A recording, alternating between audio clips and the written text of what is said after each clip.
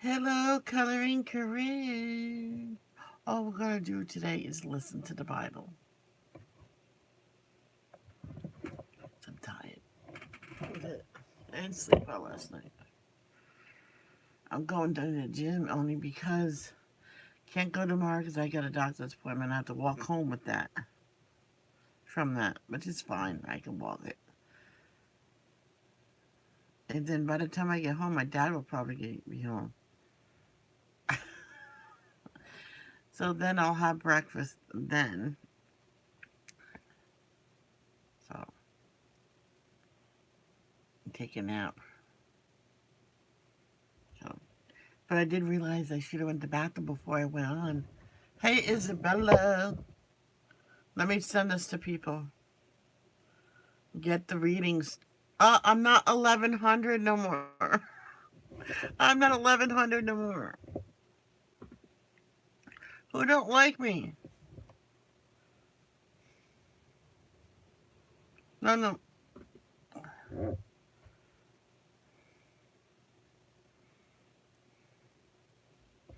Copy link. Come listen to the word of God.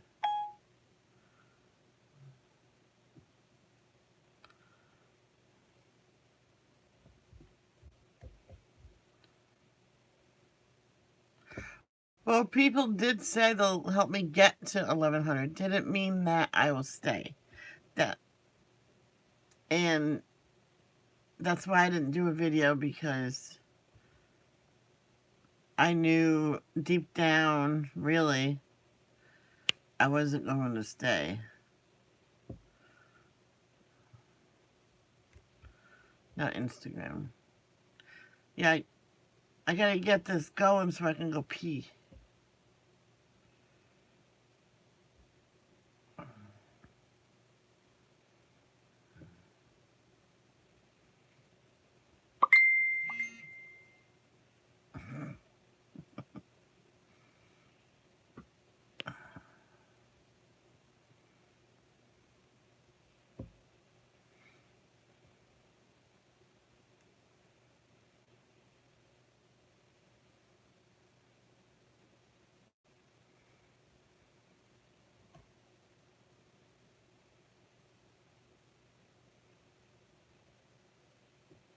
Hey, Tina, how are you? Yeah, I just want to get the notification sent out to the people who will actually want to see it. And then I'll press play. And then I'll go, because I really got to go bathroom. They're moaning. Why are they moaning?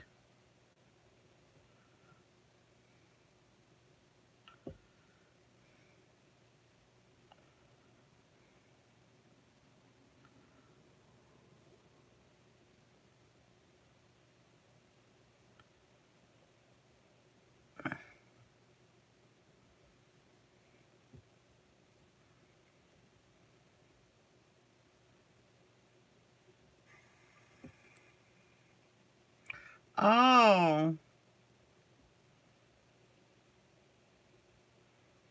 Do I have anybody that's a moderator?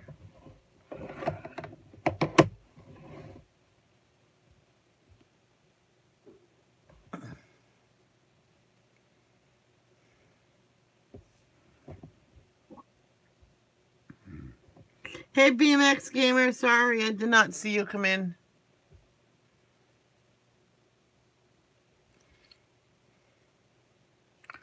Okay.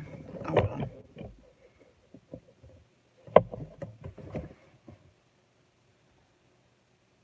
I'll just try to hold it as long as I can. All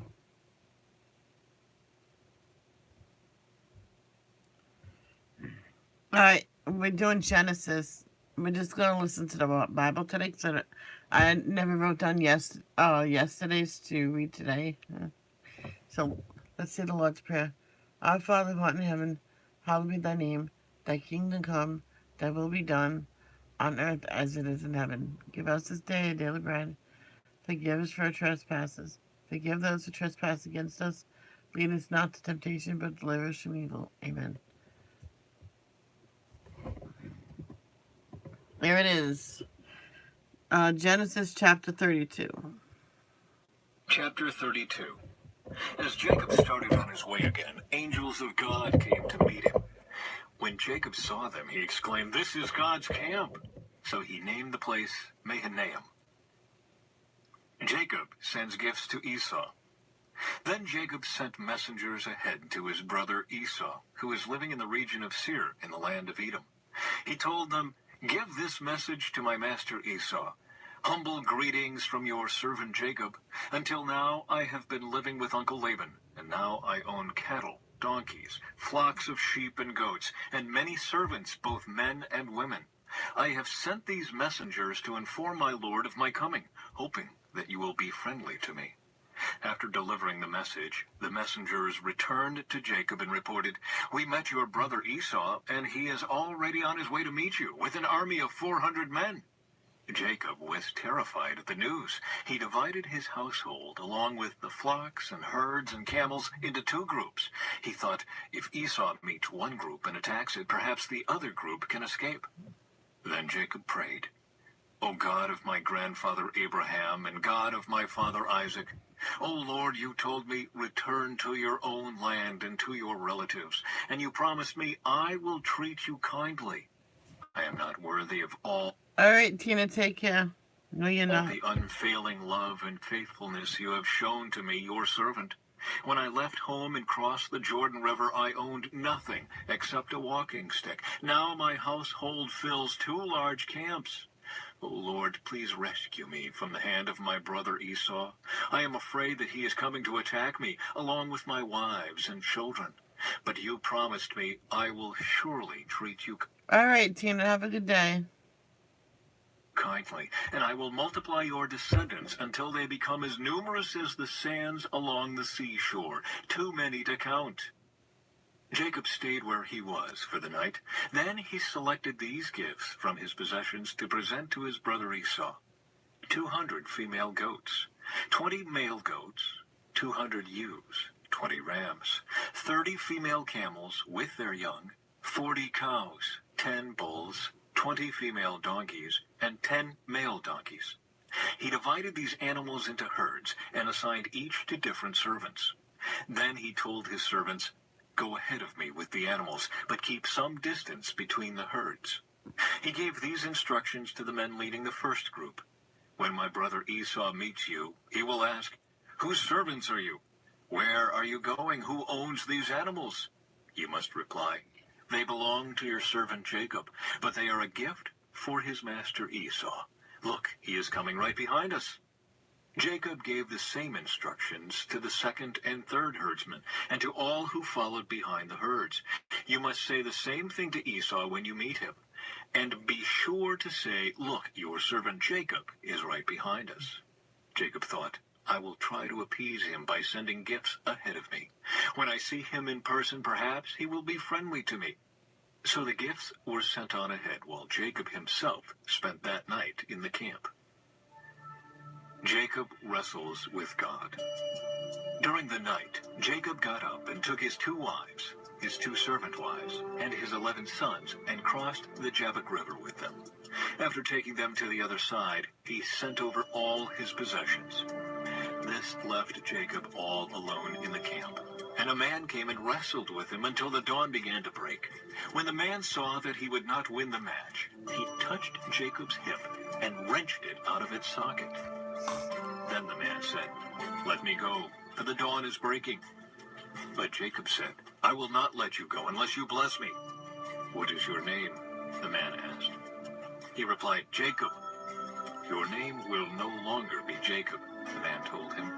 "From now on you will be called Israel, because you have fought with God and with men, and have won." "Please tell me your name," Jacob said. "Why do you want to know my name?" the man replied. Then he blessed Jacob there. Jacob named the place Peniel, which means face of God, for he said, "I have seen God face to face, yet my life has been spared." The sun was rising as Jacob left Peniel, and he was limping because of the injury to his hip.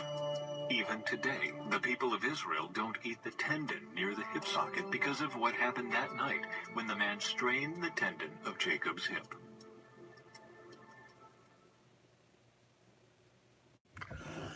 Chapter 33. Jacob and Esau make peace. Then Jacob looked up and saw Esau coming with his 400 men. So he divided the children among Leah, Rachel, and his 2 servant wives. He put the servant wives and their children at the front, Leah and her children next, and Rachel and Joseph last. Then Jacob went on ahead. As he approached his brother, he bowed to the ground 7 times before him. Then Esau ran to meet him and embraced him, threw his arms around his neck and kissed him, and they both wept. Then Esau looked at the women and children and asked, "Who are these people with you?" "These are the children God has graciously given to me, your servant," Jacob replied. Then the servant wives came forward with their children and bowed before him. Next came Leah with her children, and they bowed before him. Finally, Joseph and Rachel came forward and bowed before him. "And what were all the flocks and herds I met as I came?" Esau asked. Jacob replied, "They are a gift, my lord, to ensure your friendship." "My brother, I have plenty," Esau answered. "Keep what you have for yourself." But Jacob insisted, "No, if I have found favor with you, please accept this gift from me. And what a relief to see your friendly smile. It is like seeing the face of God. Please take this gift I have brought you. For God has been very gracious to me. I have more than enough." And because Jacob insisted, Esau finally accepted the gift. "Well," Esau said, "let's be going. I will lead the way."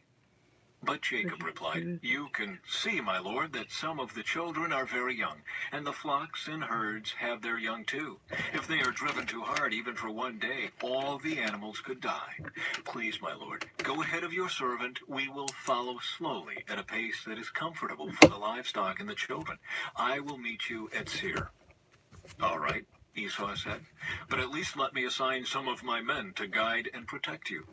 Jacob responded, "That's not necessary. It's enough that you've received me warmly, my lord." So Esau turned around and started back to Seir that same day. Jacob, on the other hand, traveled on to Succoth. There he built himself a house and made shelters for his livestock. That is why the place was named Succoth, which means shelters. Later, having traveled all the way from Padan Aram, Jacob arrived safely at the town of Shechem in the land of Canaan. There he set up camp outside the town. Jacob bought the plot of land where he camped from the family of Hamor, the father of Shechem, for 100 pieces of silver. And there he built an altar and named it El Elohe Israel.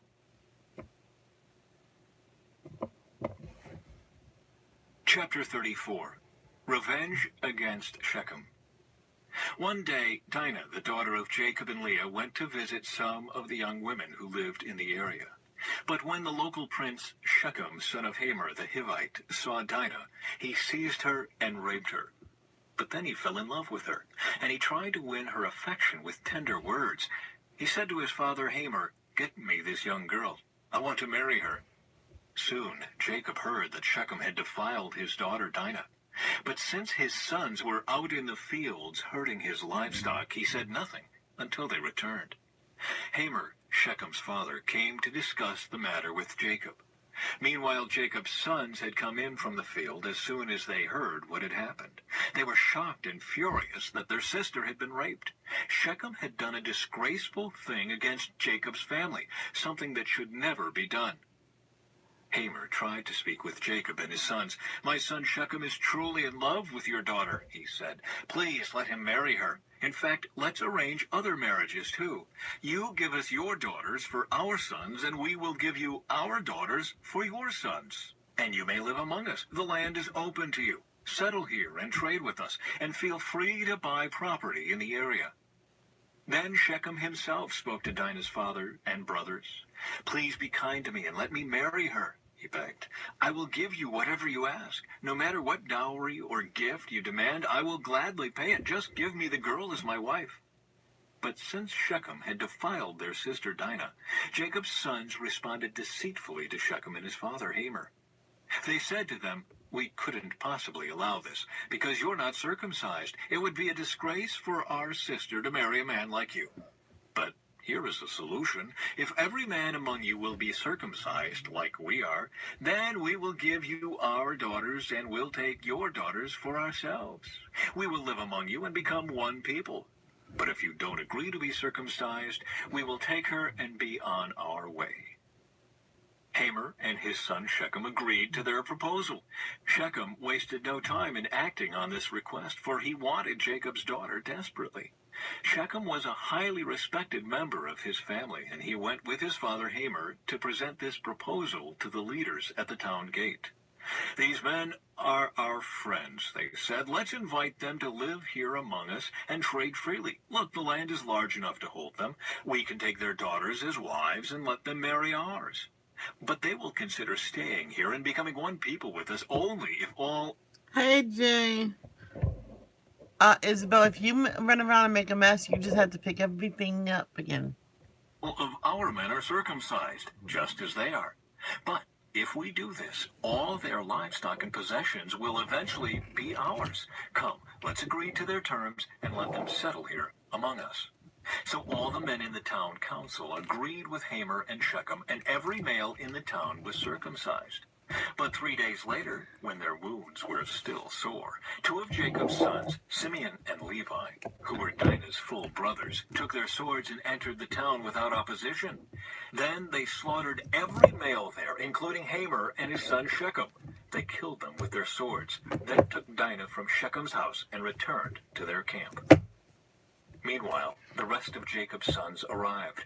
Finding the men slaughtered, they plundered the town because their sister had been defiled there. They seized all the flocks and herds and donkeys, everything they could lay their hands on, both inside the town and outside in the fields. They looted all their wealth and plundered their houses. They also took all their little children and wives and led them away as captives. Afterward, Jacob said to Simeon and Levi, "You have ruined me. You have made me stink among all the people of this land, among all the Canaanites and Perizzites. We are so few that they will join forces and crush us. I will be ruined and my entire household will be wiped out." "But why should we let him treat our sister like a prostitute?" they retorted angrily. Chapter 35. Jacob's return to Bethel. Then God said to Jacob, "Get ready and move to Bethel and settle there. Build..." I don't think you are an innocent girl.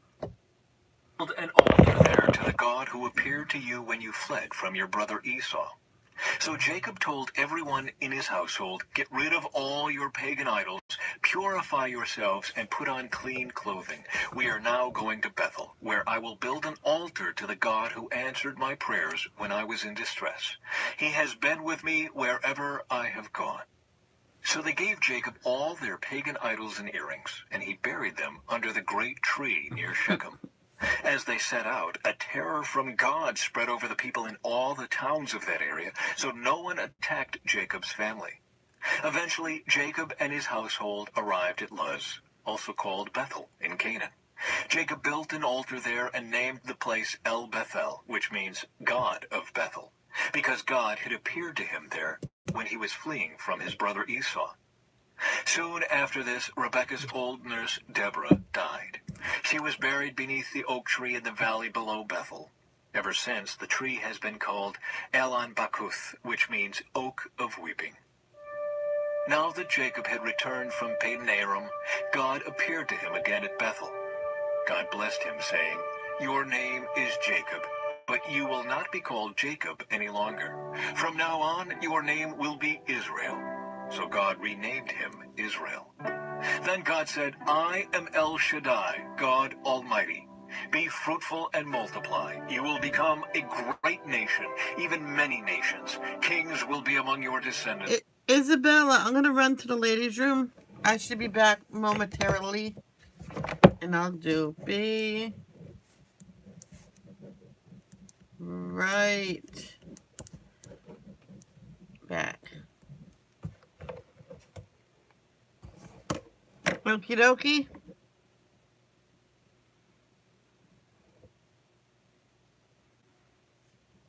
Bella. Okay, I'll be right back. And I will give you the land I once gave to Abraham and Isaac. Yes, I will give it to you and your descendants after you. Then God went up from the place where he had spoken to Jacob. Jacob set up a stone pillar to mark the place where God had spoken to him. Then he poured wine over it as an offering to God and anointed the pillar with olive oil. And Jacob named the place Bethel, which means house of God, because God had spoken to him there. The deaths of Rachel and Isaac. Leaving Bethel, Jacob and his clan moved on toward Ephrath. But Rachel went into labor while they were still some distance away. Her labor pains were intense. After a very hard delivery, the midwife finally exclaimed, "Don't be afraid, you have another son." Rachel was about to die, but with her last breath, she named the baby Ben-Oni, which means son of my sorrow. The baby's father, however, called him Benjamin, which means son of my right hand. So Rachel died and was buried on the way to Ephrath, that is, Bethlehem. Jacob set up a stone monument over Rachel's grave, and it can be seen there to this day. Then Jacob traveled on and camped beyond Migdal Eder. While he was living there, Reuben had intercourse with Bilhah, his father's concubine, and Jacob soon heard about it. These are the names of the 12 sons of Jacob. The sons of Leah were Reuben, Jacob's oldest son, Simeon, Levi, Judah, Issachar, and Zebulun. The sons of Rachel were Joseph and Benjamin. The sons of Bilhah, Rachel's servant, were Dan and Naphtali. The sons of Zilpah, Leah's servant, were Gad and Asher. These are the names of the sons who were born to Jacob at Padan-aram. So Jacob returned to his father Isaac in Mamre, which is near Kiriath Arba, now called Hebron, where Abraham and Isaac had both lived as foreigners. Isaac lived for 180 years. Then he breathed his last and died at a ripe old age, joining his ancestors in death. And his sons, Esau and Jacob, buried him.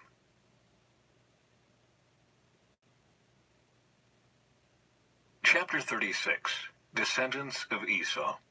This is the account of the descendants of Esau, also known as Edom. Esau married 2 young women from Canaan, Adah, the daughter of Elon the Hittite, and Oholibamah, the daughter of Anah and granddaughter of Zibeon the Hivite. He also married his cousin Basemath, who was the daughter of Ishmael and the sister of Nebaioth. Adah gave birth to a son named Eliphaz for Esau. Basemath gave birth to a son named Reuel. Oholibamah gave birth to sons named Jeush, Jalem, and Korah. All these sons were born to Esau in the land of Canaan.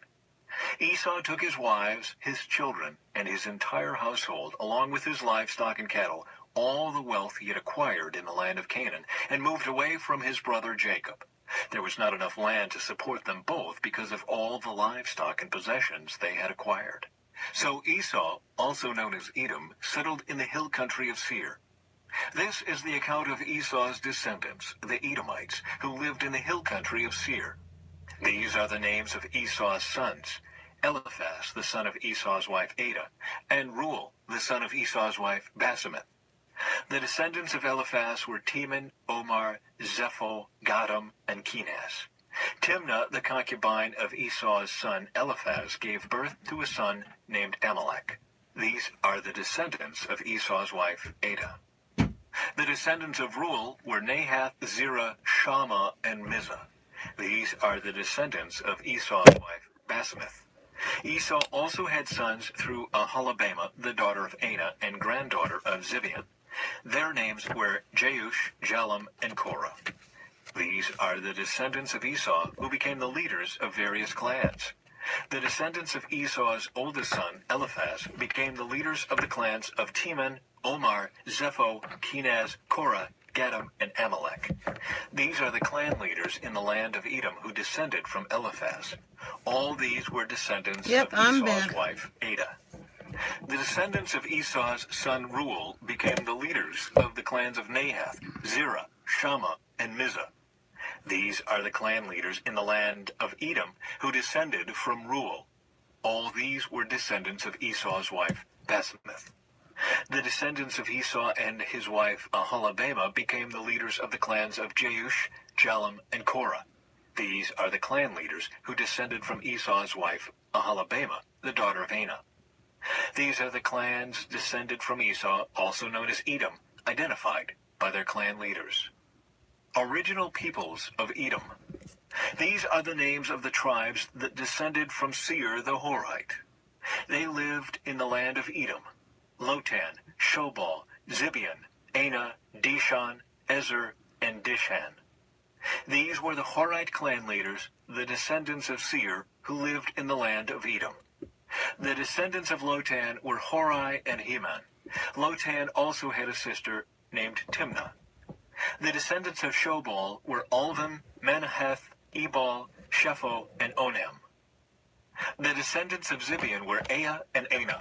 This is the Anah who discovered the hot springs in the wilderness while he was grazing his father's donkeys. The descendants of Anah were his son Dishan and his daughter Aholibamah. The descendants of Dishan were Hemdan, Eshban, Ithran, and Kiran. The descendants of Ezer were Bilhan, Zavan, and Achan. The descendants of Dishan were Uz and Aaron.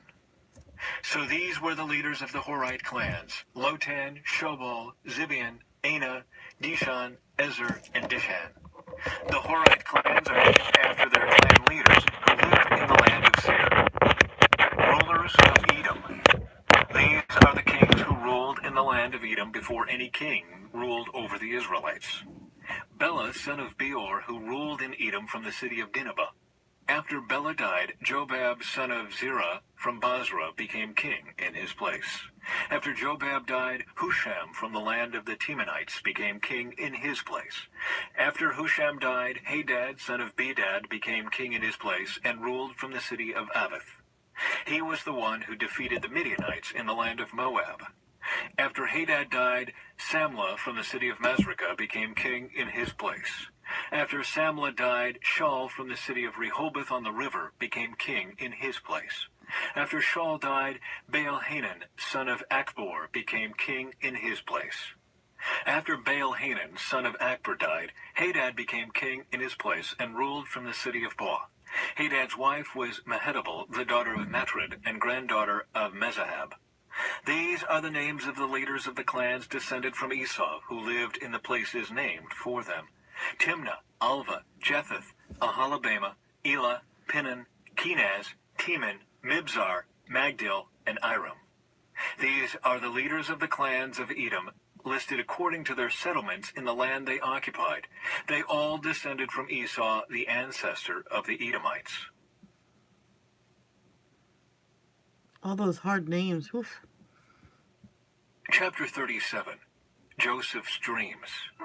So Jacob settled again in the land of Canaan, where his father had lived as a foreigner. This is the account of Jacob and his family. When Joseph was 17 years old, he often tended his father's flocks. He worked for his half-brothers, the sons of his father's wives Bilhah and Zilpah. But Joseph reported to his father some of the bad things his brothers were doing. Jacob loved Joseph more than any of his other children, because Joseph had been born to him in his old age. So one day Jacob had a special gift made for Joseph, a beautiful robe. But his brothers hated Joseph because their father loved him more than the rest of them. They couldn't say a kind word to him. One night, Joseph had a dream, and when he told his brothers about it, they hated him more than... No, because I check it every day and I did not get a copyright strike or warning or nothing. I've been doing this, listening to this since April 3rd. And I never got in trouble since. At all. Because I don't think it's copyright music. ...than ever. Listen to this dream, he said. We were out in the field, tying bundles of grain.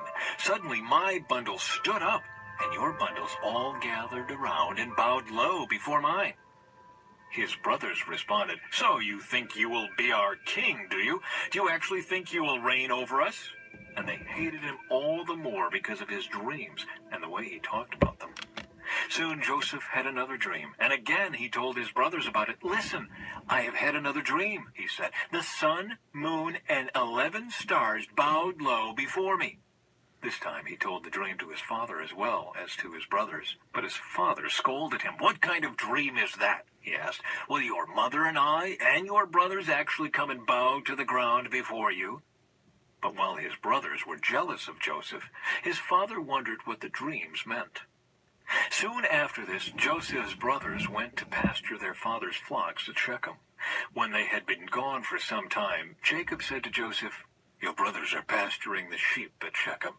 Get ready, and I will send you to them." "I'm ready to go," Joseph replied. "Go and see how your brothers and the flocks are getting along," Jacob said. "Then come back and bring me a report." So Jacob sent him on his way, and Joseph traveled to Shechem from their home in the valley of Hebron. When he arrived there, a man from the area noticed him wandering around the countryside. "What are you looking for?" he asked. "I'm looking for my brothers," Joseph replied. "Do you know where they are pasturing their sheep?" This is before Christ. So there is no Christmas yet. Pay attention. Oh, that's Jay. Yeah, I know. I thought that was Izzy's talking. I'm like, oh, I forgot you were here. I know, yeah, this is before Christmas. So there's no Christmas yet. You goofball. Go, you don't. "Yes," the man told him. "They have moved on from here, but I heard them say, 'Let's go on to Dothan.'" So Joseph followed his brothers to Dothan and found them there. Joseph sold into slavery. When Joseph's brothers saw him coming, they recognized him in the distance. As he approached, they made plans to kill him. "Here comes the dreamer," they said. "Come on, let's kill him and throw him into one of these cisterns. We can tell our father a wild animal has eaten him. Then we'll see what becomes of his dreams." But when Reuben heard of their scheme, he came to Joseph's rescue. "Let's not kill him," he said. "Why should we shed any blood? Let's just throw him into this empty cistern here in the wilderness. Then he'll die without our laying a hand on him." Reuben was secretly planning to rescue Joseph and return him to his father. So when Joseph arrived, his brothers ripped off the beautiful robe he was wearing. Then they grabbed him and threw him into the cistern. Now the cistern was empty. There was no water in it. Then, just as they were sitting down to eat, they looked up and saw a caravan of camels in the distance coming toward them. It was a group of Ishmaelite traders taking a load of gum, balm, and aromatic resin from Oh, I know, Isabella. Drink a lot of water. Gilead down to Egypt. Judah said to his brothers, "What will we gain by killing our brother? His blood would just give us a guilty conscience. Instead of hurting him, let's sell him to those Ishmaelite traders. After all, he is our brother, our own flesh and blood." And his brothers agreed. So when the Ishmaelites, who were Midianite traders, came by, Joseph's brothers pulled him out of the cistern and sold him to them for 20 pieces of silver. And the traders took him to Egypt. Some time later, Reuben returned to get Joseph out of the cistern. When he discovered that Joseph was missing, he tore his clothes in grief. Then he went back to his brothers and lamented, "The boy is gone. What will I do now?" Then the brothers killed a young goat and dipped Joseph's robe in its blood. They sent the beautiful robe to their father with this message: "Look at what we found. Doesn't this robe belong to your son?" Their father recognized it immediately. "Yes," he said, "it is my son's robe. A wild animal must have eaten him. Joseph has clearly been torn to pieces." Then Jacob tore his clothes and dressed himself in burlap. He mourned deeply for his son for a long time. His family all tried to comfort him, but he refused to be comforted. "I will go to my grave mourning for my son," he would say, and then he would weep. Meanwhile, the Midianite traders arrived in Egypt, where they sold Joseph to Potiphar, an officer of Pharaoh, the king of Egypt. Potiphar was captain of the palace guard.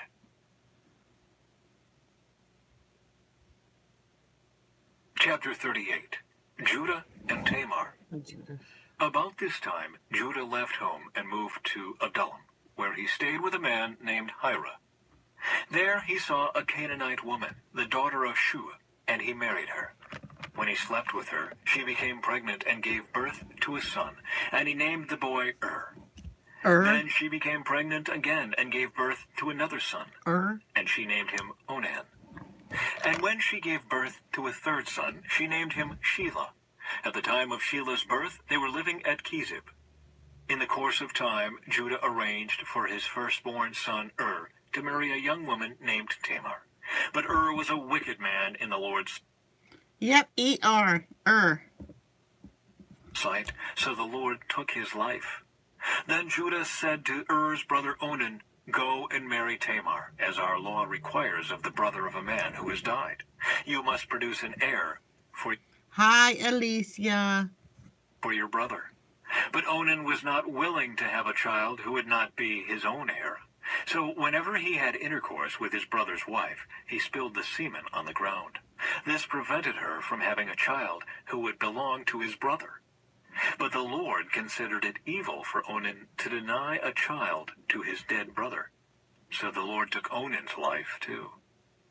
Then Judah said to Tamar, his daughter-in-law, "Go back to your parents' home and remain a widow until my son Shelah is old enough to marry you."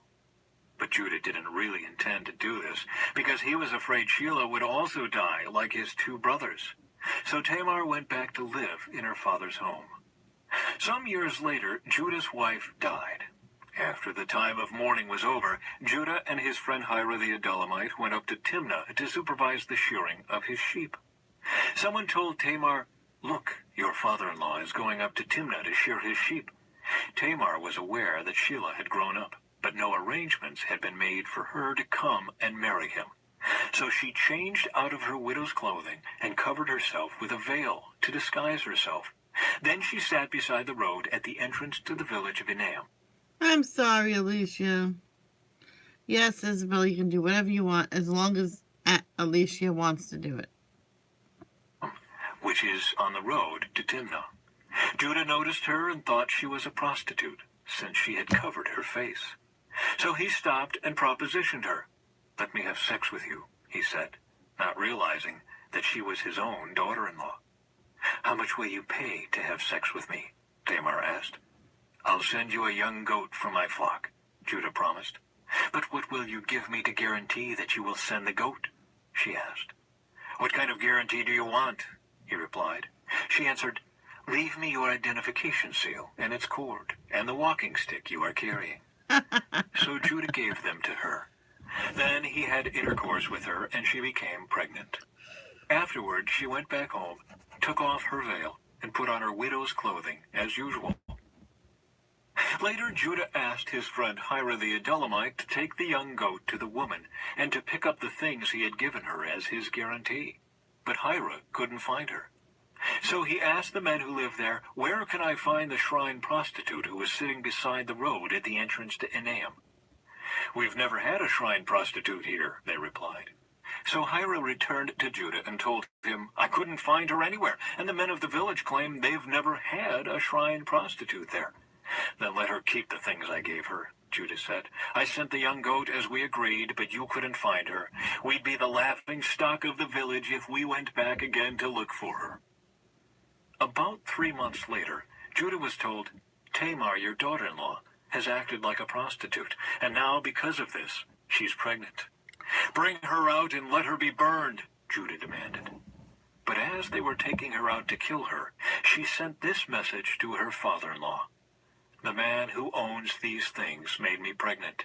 Look closely, whose seal and cord and walking stick are these?" Judah recognized them immediately and said, "She is more righteous than I am, because I didn't arrange for her to marry my son Shelah." And Judah never slept with Tamar again.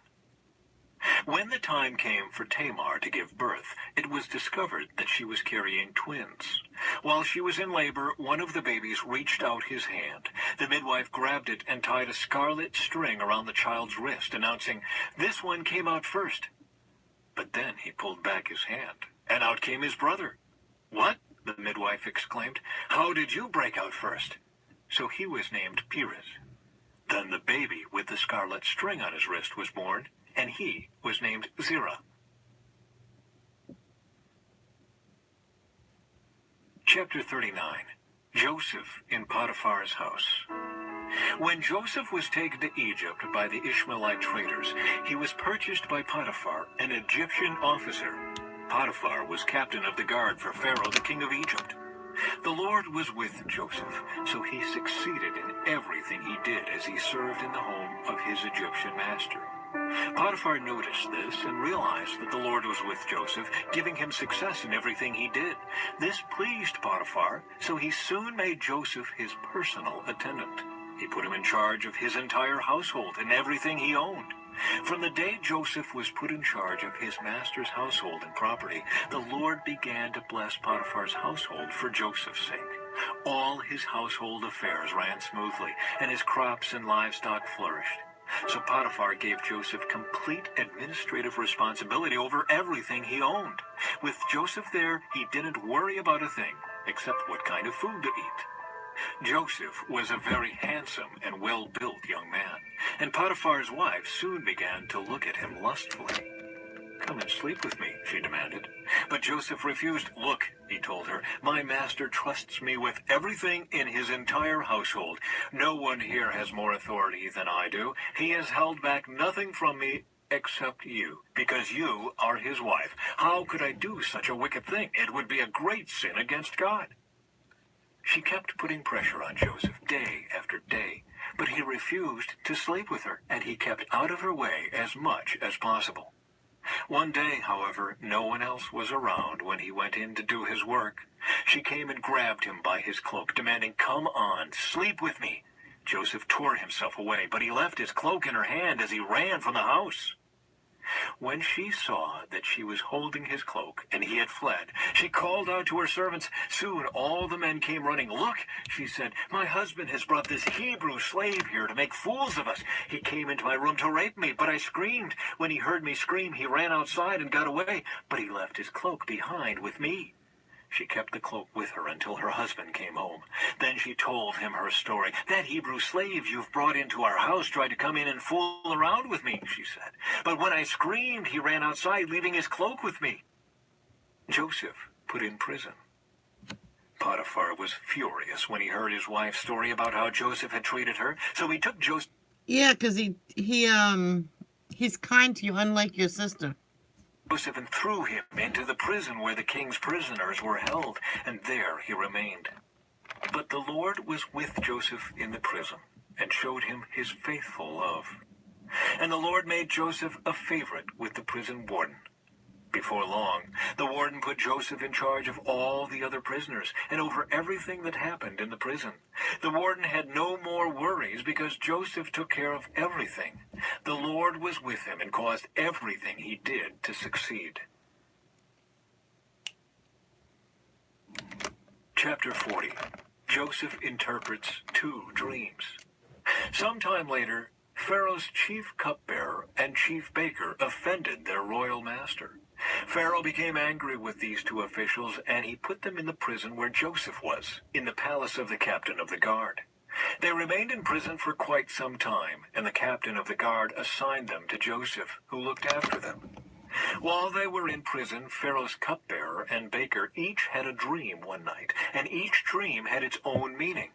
When Joseph saw them the next morning, he noticed that they both looked upset. "Why do you look so worried today?" he asked them. And they replied, "We both had dreams last night, but no one can tell us what they mean."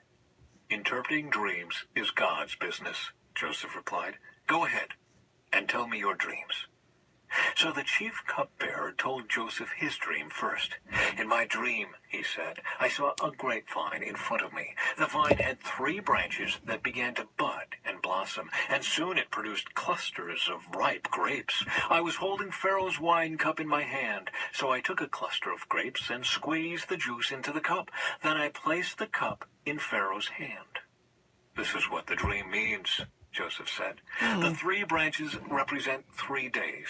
Within 3 days, Pharaoh will lift you up and restore you to your position as his chief cupbearer. And please remember me and do me a favor when things go well for you. Mention me to Pharaoh so he might let me out of this place.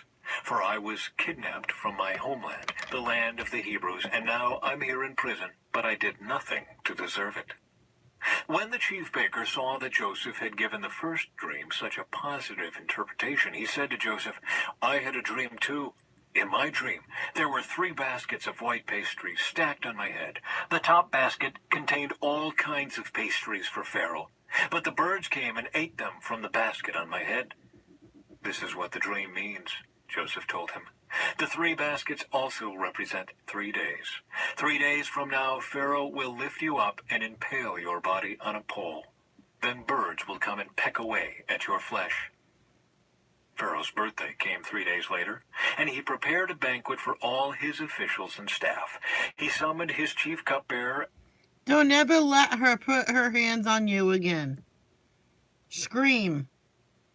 Scream and say, "She's hurting me, she's hurting me." Maybe your mother will step in. Or a stepfather. And chief baker to join the other officials. He then restored the chief cupbearer to his former position so he could again hand Pharaoh his cup. But Pharaoh impaled the chief baker just as Joseph had predicted when he interpreted his dream. Pharaoh's chief cupbearer, however, forgot all about Joseph, never giving him another thought. Chapter 41. Pharaoh's Dreams. Last one. 2 full years later, Pharaoh dreamed that he was standing on the bank of the Nile River. In his dream, he saw 7 fat, healthy cows come up out of the river and begin grazing in the marsh grass. Then he saw 7 more cows come up behind them from the Nile, but these were scrawny and thin. These cows stood beside the fat cows on the riverbank. Then the scrawny, thin cows ate the 7 healthy. Still say, "Ouch, she's hurting me, ouch, she's hurting me." And eventually someone will step in. If no one will step in, you got to tell someone that will help you. This is ridiculous. Your parents are letting your older sister abuse you. Healthy fat cows. At this point in the dream, Pharaoh woke up. But he fell asleep again and had a second dream. This time he saw 7 heads of grain, plump and beautiful, growing on a single stalk. Then 7 more heads of grain appeared, but these were shriveled and withered by the east wind. And these thin heads swallowed up the 7 plump, well-formed heads. Then Pharaoh woke up again and realized it was a dream. The next morning, Pharaoh was very disturbed by the dreams, so he called for all the magicians and wise men of Egypt. When Pharaoh told them his dreams, not one of Good. Just tell her don't lay a hand on you. them could tell him what they meant. Finally, the king's chief cupbearer spoke up. "Today I have been reminded of my failure," he told Pharaoh. I remember one time my sister was visiting us, right? It was around 8:30, and I went to bed. I told my mom that I'm really tired, I'm going to bed. I think my dad was picking her up around 9, only because he had to work that day for somebody. And she was saying, "You get up, Dad's coming." I pretended I didn't hear her. But my mom says, "You leave her alone, she is tired." Then my dad came in and gave me a kiss on my cheek. I went, "Hi, Daddy." Shell's being mean to me. That's what it says. "Well, that's her for you." "Some time ago, you were angry with the chief baker and me, and you imprisoned us in the palace of the captain of the guard. One night, the chief baker and I each had a dream, and each dream had its own meaning. There was a young Hebrew man with us in the prison who was a slave of the captain of the guard. We told him our dreams, and he told us what each of our dreams meant. And everything happened just as he had predicted. I was restored to my position as cupbearer, and the chief baker was executed and impaled on a pole." Pharaoh sent for Joseph at once, and he was quickly brought from the prison. After he shaved and changed his clothes, he went in and stood before Pharaoh. Then Pharaoh said to Joseph, "I had a dream last night, and no one here can tell me what it means. But I have heard that when you hear about a dream, you can interpret it." "It is beyond my power to do this," Joseph replied, "but God can tell you what it means and set you at ease." So Pharaoh told Joseph his dream. "In my dream," he said, "I was standing on the bank of the Nile River, and I saw 7 fat, healthy cows come up out of the river and begin grazing in the marsh grass. But then I saw 7 sick-looking cows, scrawny and thin, come up after them. I've never seen such sorry-looking animals in all the land of Egypt. These thin, scrawny cows ate the 7 fat cows, but afterward you wouldn't have known it, for they were still as thin and scrawny as before. Then I woke up. Then I fell asleep again, and I had another dream. This time I saw 7 heads of grain, full and beautiful, growing on a single stalk. Then 7 more heads of grain appeared, but these were blighted, shriveled, and withered by the east wind. And the shriveled heads swallowed the 7 healthy heads. I told these dreams to the magicians, but no one could tell me what they mean. Joseph responded, "Both of Pharaoh's dreams mean the same thing. God is telling Pharaoh in advance what he is about to do. The 7 healthy cows and the 7 healthy heads of grain both represent 7 years of prosperity. Hey, Purple Paisley, how are you? Good morning. 7 thin, scrawny cows that came up later, and the 7 thin heads of grain withered by the east wind represent 7 years of famine. This will happen just as I have described it, for God has revealed to Pharaoh in advance what he is about to do. The next 7 years will be a period of great prosperity throughout the land of Egypt. But afterward there will be 7 years of famine so great that all the prosperity will be forgotten in Egypt. Famine will destroy the land. This famine will be so severe that even the memory of the good years will be erased. As for having 2 similar dreams, it means that these events have been decreed by God, and he will soon make them happen. Therefore, Pharaoh should find an intelligent and wise man and put him in charge of the entire land of Egypt. Then Pharaoh should appoint supervisors over the land and let them collect 1/5 of all the crops during the 7 good years. Have them gather all the food produced in the good years that are just ahead and bring it to Pharaoh's storehouses. Store it away and guard it so there will be food in the cities. That way there will be enough to eat when the 7 years of famine come to the land of Egypt. Otherwise, this famine will destroy the land." Joseph made ruler of Egypt. Joseph's suggestions were well received by Pharaoh and his officials. So Pharaoh asked his officials, "Can we find anyone else like this man so obviously filled with the Spirit of God?" Then Pharaoh said to Joseph, "Since God has revealed the meaning of the dreams to you, clearly no one else is as intelligent or wise as you are. You will be in charge of my court, and all my people will take orders from you. Only I, sitting on my throne, will have a rank higher than yours." Pharaoh said to Joseph, "I hereby put you in charge of the entire land of Egypt." Then Pharaoh removed his signet ring from his hand and placed it on Joseph's finger. He dressed him in fine linen clothing and hung a gold chain around his neck. Then he had Joseph ride in the chariot reserved for his second in command, and wherever Joseph went, the command was shouted, "Kneel down." So Pharaoh put Joseph in charge of all Egypt. And Pharaoh said to him, "I am Pharaoh, but no one will lift a hand or foot in the entire land of Egypt without your approval." Then Pharaoh gave Joseph a new Egyptian name, Zaphanath-Paneah. He also gave him a wife, whose name was Asenath. She was the daughter of Potipharah, the priest of On. So Joseph took charge of the entire land of Egypt. He was 30 years old when he began serving in the court of Pharaoh, the king of Egypt. And when Joseph left Pharaoh's presence, he inspected the entire land of Egypt. As predicted, for 7 years the land produced bumper crops. During those years, Joseph gathered all the crops grown in Egypt and stored the grain from the surrounding fields in the cities. He piled up huge amounts of grain like sand on the seashore. Finally, he stopped keeping records because there was too much to measure. During this time, before the first of the famine years, 2 sons were born to Joseph and his wife Asenath, the daughter of Potipharah, the priest of On. Joseph named his older son Manasseh, for he said, "God has made me forget all my troubles and everyone in my father's family." Joseph named his second son Ephraim, for he said, "God has made me fruitful in this land of my grief." At last, the 7 years of bumper crops throughout the land of Egypt came to an end. Then the 7 years of famine began, just as Joseph had predicted.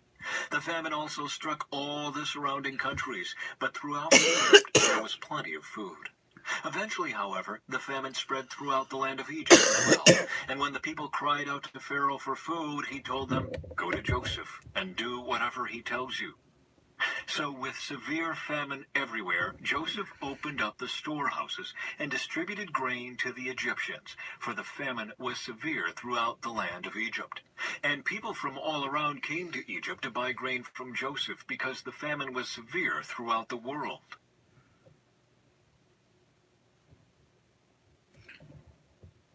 And that is it for today. I will be back here after the gym or after lunch. I do not know what we're doing. Yeah, I'll be back then. I might, after I get back, I might take a shower.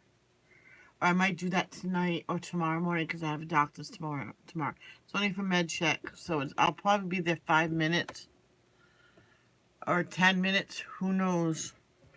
So, remember, love, don't judge. Peace out.